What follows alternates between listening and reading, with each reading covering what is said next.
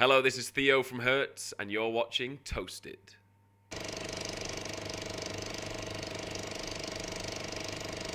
Watching the band, great killer sound. We talked to a band, Everything, they're from England as well. They issued a live EP, which was fantastic, and that made me think like, how long ago was it that a band issued actually a good live recording?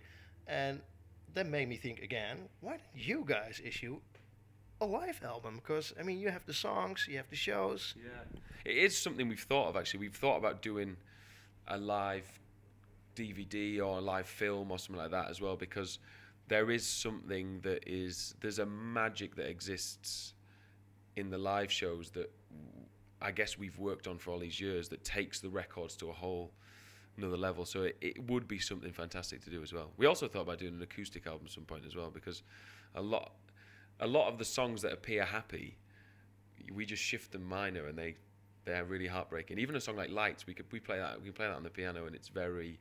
It is. I think Lights sad. is a sad song. Yeah. But you managed to make it disco. Yeah, that's the world we love to play with, is mixing those emotions up. Cowboy, Yeah. Really. We kind of like to do that, and Lights was on the surface. I think I'm just glad you noticed that, because it's one of those songs that we always try and put a few layers in the songs, and I think that I find that quite a sad song. It's kind of the lyrics, particularly, are kind of quite sad, and yet it's got that emotion that's so powerful. I think is the mixture between the two. And another beautiful video, I might add. Oh, thank you. It was they're two of the videos we're most proud of. It was so much work. Those two. It's like a movie, man. Yeah, that was the plan. Really, videos are something we've always taken very seriously and have been very important to not only the band but the music. The videos are so important to express a different side of the music that only we really know. And I think we decided on this record to try and really push ourselves to make things that were special, and we're lucky we had the most incredible director, Dawn, who also did Wonderful Life. She's someone that is she was there at the beginning, and it's great that we could work with her again, because those are their magic moments, those two videos. I said it the first time I met you. You could be a great actor. After looking at this, I know you are actually a good actor. Yeah, is it something you didn't aspire to it? The last time you said, well, I don't aspire to it, but I mean, you could easily be an actor. Yeah, it's something I'm kind of interested in. It's kind of fun to do for videos. It's fun because it's contained, and I'm sort of in control, so it's okay. But it's definitely fun. I enjoy it. I've got a very vivid imagination. I'm I live in a sort of dream world anyway. So film and videos is something I absolutely love. Hey, more music. I love Policewoman. I think it's a great song. Who's the female singer in the end, actually? It is. Thank you. I'm glad that's one of our favourites, actually. The girls at the end are the same girls from the beginning, from Surrender. They also do the choir. They also do the choir in Surrender, and it's the same girls. They're from London. They're from East London. They're called the House Gospel Choir, and there were four girls from there, and they were so brilliant.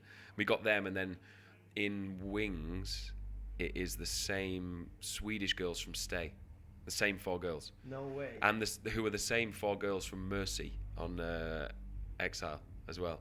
We've used those four girls. They're our friends in Sweden.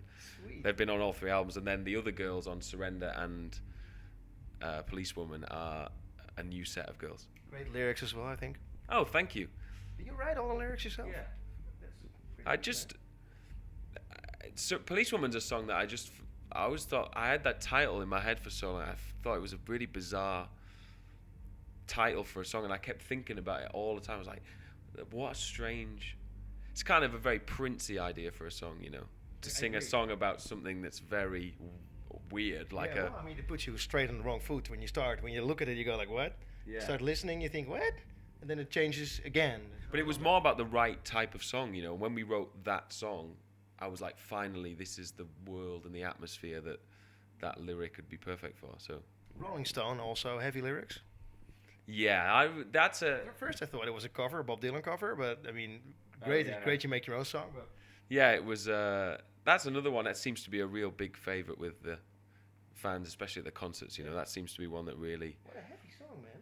Yeah, it's tough, but it's about a strong woman. You know, a lot of our songs that are about women are about strong women and people in the face of adversity. You know, something that we really relate to, and we meet a lot of girls like that. You know, along the way, the people that have struggled, have got struggles. You know, but they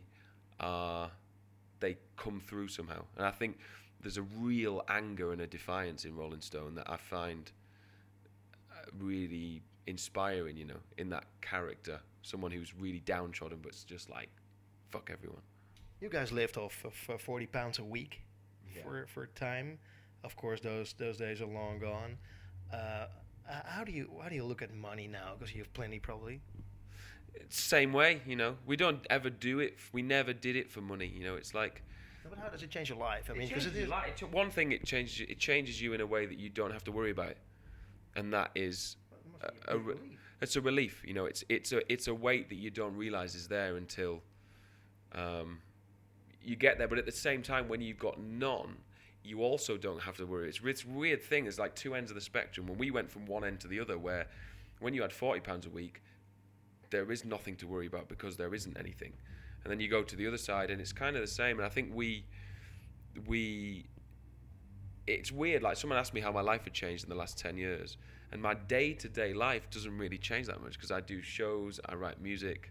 The scale of it's got bigger. Like we work in a studio as opposed to a room, or we do concerts to a lot of people. But my mindset and the way we work has always been the same. And also we invest a lot of our money into what we do, you know. Those videos, that money doesn't come out of nowhere. That's a passion. That's just like I say, we don't do it for. We do it to express ourselves, you know, and the show, to put on the show and to come and visit places and things like that. I think that's our luxury. I think. Hey, the first time we also discussed pop music and what good pop music is all about, and I think good pop music should be multi-layered. It should be more interesting to listen to. And I read this quote of you and said that it's really unhip to talk about pop music now, and people rather talk about, in London at least, about the next DJ from Berlin who made some music on a shoestring, than talk pop music. How come you think? How come it's not hip or cool to talk about pop music anymore? It's just waves. Music goes in waves, you know. It's as simple as that. I think it's because the music industry basically fucked over pop music. No, I think things. It's just become children's music almost now, yeah.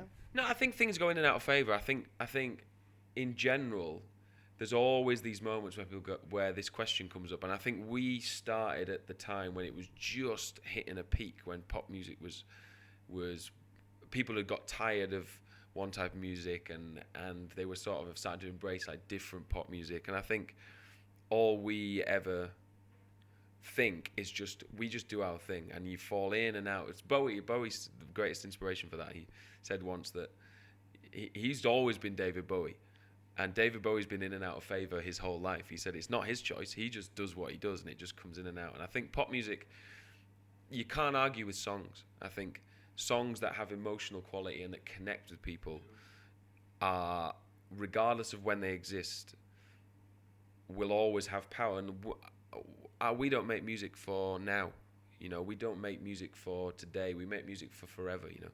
That's how we've started, and that's the music we like. Is you have to remove yourself from any kind of like scene or cool area or things like that, because you'll just get swallowed up and thrown out the other side. And I think you've really got to fight to keep your head above that and just think, no, what we believe in is right. What we're doing is the music we love and we believe in, and eventually the songs speak for themselves. You know, I think we're 3 albums in and we do these shows and people know every single word to every single song, and I think that is because we just put our heart and soul into them. I think this album is the least radio friendly, but maybe the best album you did so far. Oh, that's very kind. Or not. Maybe you think the first album is better, but you know, I don't think as a radio DJ, it would be hard to get a single out of it. I think. Yeah. Because it is much more of an album. Yeah, it's interesting though. I think it's actually more poppy than. It's probably as poppy as the first album, I think, and it's much more. There's much more tempo parts to it, I think, but it definitely, yeah, it does feel like an album, you know. And the exciting thing about it is when we finish making an album, I've got no idea what's going to happen next. Like when we finished the last Exile, I would have no idea that we would have made an album like this, not at all. And I think that's the exciting thing about being in this band and making this music is that we don't really know what's around the corner. We know that we've spread our palette very wide on the last 3 albums. Like it probably goes from a song like The Road or The Crow off Exile all the way to like Lights, Some Kind of Heaven and things like that. So everything in between is open for us, so we can, who knows what's going to happen next. How is it for you to look back at all the music you did? Because I mean, you just drop a couple of songs, but I mean, you have an impressive library now. I mean, you must be really proud about it, right? Yeah, we're so proud, you know. Like I said, we're just grateful and thankful that we get a chance to keep doing it and keep expressing ourselves, and the confidence we get from the faith that people have in us is absolutely invaluable. And I think that's the only thing that we carry through in this, is that we may take risks, we may make records that people don't expect or that things like this, but it all comes from that, the confidence that the only thing we've learned is that people like what we do, whatever that is. I don't really know. So if we like it, then hopefully other people do. To wrap this up, it's fun to see how popular you guys are in different countries. I mean, really popular in Switzerland, really popular in Russia, golden album in Russia, and massive in the Ukraine for some reason. How does that work? I've got no idea. We get asked this. It's the question we get asked the most, and it's the question I don't really have an answer for. You must be tapping into something there, right? Yeah, but the strange thing is we get asked it in Britain quite a lot, and they say, why Europe? And I'm always reminded that all these countries are different. Russia's very different to Ukraine, it's different to Finland, it's different to Holland, and their tastes are very different. And I think the only thing I can attribute to is our loyalty, you know. We love these places. We go and do shows there. We love going. I think that's all I can really take from it, because they must all take something different. 17 countries, 10,000 kilometers, and I don't know how many gigs, 45 or something, right? Yeah. You had 5 now? 5 now. Jeez, man, this is going to be a long tour. Yeah, but God, it's just full of love, you know. Every time I come off stage, I feel like I could go on forever. It's an absolute joy, you know, to meet everybody and to hear those songs sung back to you. Every time I'm on stage, I feel like I'm in the audience. I forget that I'm actually on stage, really, most of the time, because I'm kind of there with everybody else, and we're all there to share that experience. I don't kind of feel that ownership over the songs or that sort of like, look at me. I'm just kind of, we're all there to have a good time at the shows, and when people do, and I see that look on people's face, I just have the best time, and I leave the shows just sort of in awe, you know, that I still get the magic that people want to come and see us play. And that surprises you? Yeah, it's just because it's great, you know. I think concerts and things like that are so magical because it's everybody in one place for one shared experience, and that's kind of rare in the world. You don't get those things like football matches, you get it, and concerts, but this moment of humanity, all just coming together to just share this thing with a load of strangers, and I find it brilliant. Thanks for your time. Thank you.